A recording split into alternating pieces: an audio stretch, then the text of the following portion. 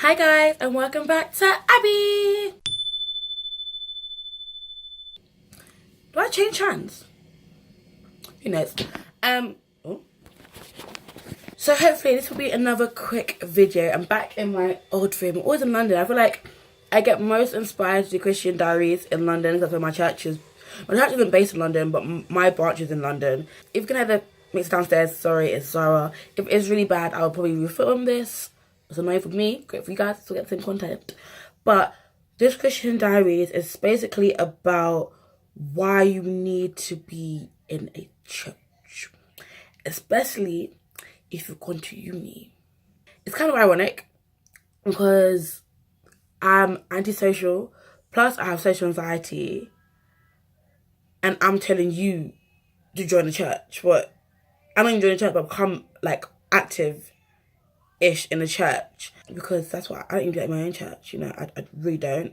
And it's not because I like them. I love them to bits. It's because it's just not in my nature. It just feels, me feel very uncomfortable.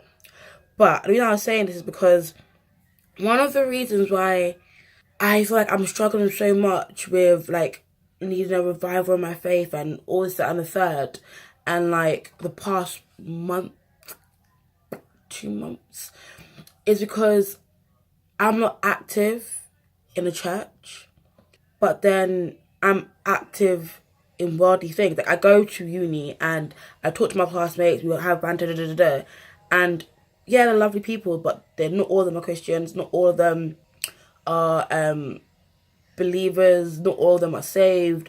That's a whole other topic. But it's like I'm letting worldly things rub off on me. I'm not letting godly things rub off on me. But when I'm in London, I'm constantly surrounded by my saved friends, my Christian, well, technically they're family, you know, 'cause we're all one, like my saved brothers and sisters and stuff like that, because they're all I really talk to in London. In short, long and short of it, like all my other friends, I don't really talk to them that much anymore. So when I come down to London like so regularly, my hair looks so messy. I'm so sorry. But when I come down to London so regularly, I'm constantly seeing my church people, my brothers and sisters in Christ, all of them. I'm seeing them all the time. Whether I'm coming down for one day or the weekend, I'm always seeing them. I hardly never see them. So it's kind of like when I'm in London, I'm constantly feel motivated to. Yeah. Can you bring back down my charger for my laptop? Right now. That's the real deal being a YouTuber and living at home. What I'm trying to say is that when you're surrounded by people all the time, those traits will rub off on you. It might not have to be like the major sins. It could just be something like, so I'm on the stairs. It could be something like, I don't know, just losing your patience, or the things you say that is just a bit more mean. Like for me, yeah, I honest, me and my friends say it all the time, we're mean people, and it's like, comes up from the way that when we're mean with each other, it's kind of banter, because it is banter. But when I'm doing it with someone else, they won't see it as banter because they're not in that, they don't understand the friendship, right? Coming around them all the time, I'm getting faster and faster and faster with these banter responses, because if we don't come with them, you're just going to get shots fired at. You need to defend yourself. So when it comes to other situations with other people, I'm not really thinking before I speak. So I'm finding myself being like, now, oh my god, sorry, that was so rude.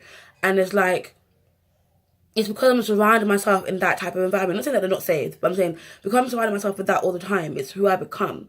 So if you're not surrounding yourself with godly people, it's harder for you to stay motivated. And it's the straight up truth. And like, it's hard to stay consistent motivated, because yes, you're pushing yourself, but sometimes you need encouragement. Even if someone's telling you, oh, I read the Bible today, just hearing someone else's motivation for the Lord, for like a love of God, a life of Christ, can motivate you to push your love of Christ and motivation forward. But because I'm not really involved in the church that much, because I'm not really involved that much in the church back in my area, I was really dwindling. So what I've done now is that I'm trying to get involved in a church. Not too involved, because my church is the one I go to, and like I will evangelize for that church. But this one, I'm going to Bible studies now. I'm going to the youth meetings, because you need to constantly be on your faith. Like, it's not like a life with God is a life with God, not a season with God. So you constantly have to be on it. It has to be the first thing you do all the time. And it's like, you have to start living life with God being number one. And even though people say this all the time, it's literally that. So like, got to a point where you have to read for instance, you have to read your Bible in the morning. Let's say you woke up an hour late and that hour you missed is what you used to read your Bible. Hun, you need to put your hour in. So client needs to. What are you doing? Are you going to uni an hour late because you're reading your Bible? That type of thing. Like, literally, God has to come first in every single aspect of your life. That it's hard to maintain that consistency when you do it by yourself. But when God didn't build us to be alone, like, I feel like a preacher, but like when he made Adam, was the first time God said, it could be the only time, not it could be that time, but it's definitely the first time God said, this is not right. He built the heavens and earth. It is okay. It is right. Let's get the actual words. I want to paraphrase. I'm going to be reading from the New King James, I think. God said, let there be light. Then jump down a bit. He said, it was good. He then brought the waters. It was good. He then had land. It was good. All things were good. He made Adam alone. First time he said, it is not good. And it's like, it has to be jumped in my head over and over and over again, because I'm such an independent person. It's like being by myself, or just like being in my clique. I don't really have a clique in church, because obviously you're not meant to have a clique in church. Everyone's just family, innit? And that one thing that I'm battling with, because social anxiety, I don't like that. Separate video, not Christian Diaries. But so you constantly have to be like, it is not good for us to be alone as Christians. We need each other there to motivate each other, to help push each other forward. So when you leave, let's say your church, and you move to another area, or I don't know, you might be away on like placement or something, but let's say there's a reason why you can't be at your church every weekend, but you're still a member of your church, find a substitute.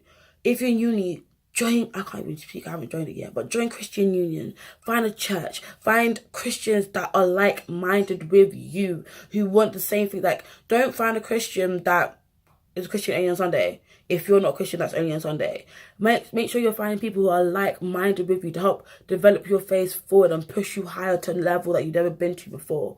And it's like, that's all I wanted to say, is that I went to a night vigil with my church this morning, from Friday to Saturday, and like that's the first thing, like upon all the other blessings and all the testimonies and all the things, made me realize that my faith was dwindling because I was not motivated.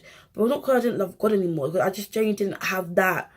I didn't have that feeling, because all the motivation of all the natural instincts was now becoming worldly, because I was around worldly people. But when you're around Christian people, all your natural instincts come Christian wise. Like, when it's my friends, obviously I love them to bits, but it's like when you are constantly, let's say I'm constantly around someone who is negative all the time, even if I'm a positive person, eventually my positivity will decrease. So make sure your faith doesn't decrease. You need to be surrounding yourself with Christian people as well. I ain't gonna tell you what to do with your friends, because that's your own business. But make sure, if you do have worldly friends and you know they are worldly or whatever, make sure you are firm rooted with your Christian people. Like with me as well, that personally I'm working harder every day, going against my natural instincts to get closer with my youth group, because especially with the girls and stuff like that, because that's nothing I never did before. I literally had 2 people I spoke to. One of them have moved branches, and the other one is still in my branch, but we don't really talk. And we weren't in the same team as well. So it's kind of like, I'm really trying to develop relationships within my church that won't only benefit me, but benefit them. It will glorify God. And you actually have someone you can actually talk to and relate to on a level that is not reached on a worldly friendship. Like, I'm kind of gone all over the place, but have you guys got it? The main point of this is, when you go to uni, you need to find a church to place your foot in for the time being. Like, at the new church I'm going to, I'm not going to join choir. I'm not going to join any of the things that make you a member of that church, because I'm not a member of that church. I'm going to always be a visitor. I'm going to be there for 3 years, but I'm literally always going to be a visitor. But Bible study, prayer meetings, youth meetings, all those things that I would do in my church, that I will go to in my church, I will do it in the same church. If they're having, they call it ancestry meetings from 10 p.m. to 1 a.m., I will be there. If they're having Bible study, I will be there. If they're having youth group, I will be there. Why? Because they are there to help push my faith to another level. And a life with God, you can always do better. Come on, you serve the Almighty. He is Almighty. So your life can always be better. That was the quick thing. Not actually that quick because now we're in 12 minutes.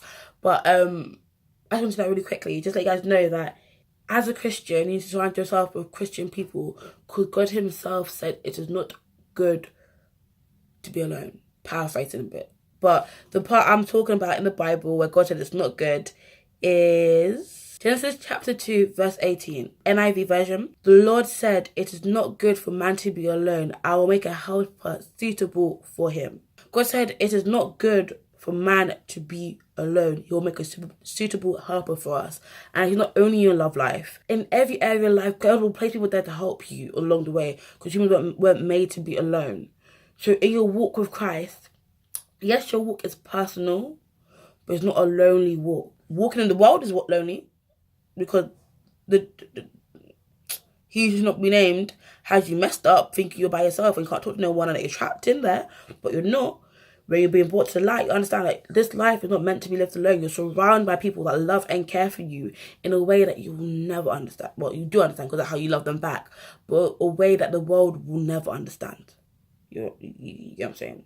So yeah, it is not good for man to be alone. So when you move areas, find a church, find a life group, find a youth group, find a godly thing to make sure that you are surrounding yourself with good people. And when you find that place, make a friend. Make friends. See, I'm lucky that the one I go to, one of my uni friends go there as well. But I'm gonna try and make friends. Me, a small me. It might take me 3 years to make one friend, but I'm gonna try. I'm gonna talk more. I'm gonna say that a lot, guys. I'm sorry. I'm gonna share my ideas because this walk with God is not a lonely walk. It's personal, but it's not lonely. We're not worldly. We're not in this world to be lonely. We're here to bind together and show the love of God for everyone everyone who can't see. You need to be that light in their life. But you can't be that light if you're lonely. Imagine if you're worldly, right? And I'm looking at you and you're by yourself and you're struggling. I look at me, I'm by myself and I'm struggling. Why would I want to go to God? For why? For who? So, for saving souls and for saving your soul, make sure if you move to a new area, you're involved in a church. The area you're in, make sure you're involved with a church. And let's say you have a church and you move to a new area, but you're still a member of your original church, find a Christian something to help motivate your faith. That's all I want to say. It was a rambly video. I'm so sorry. But remember to, this fits in perfectly, to work on yourself, for yourself, by yourself. Because we need to be the people that lost people look to for help. You know? Well, thanks for watching, guys. See you soon in another video. Bye!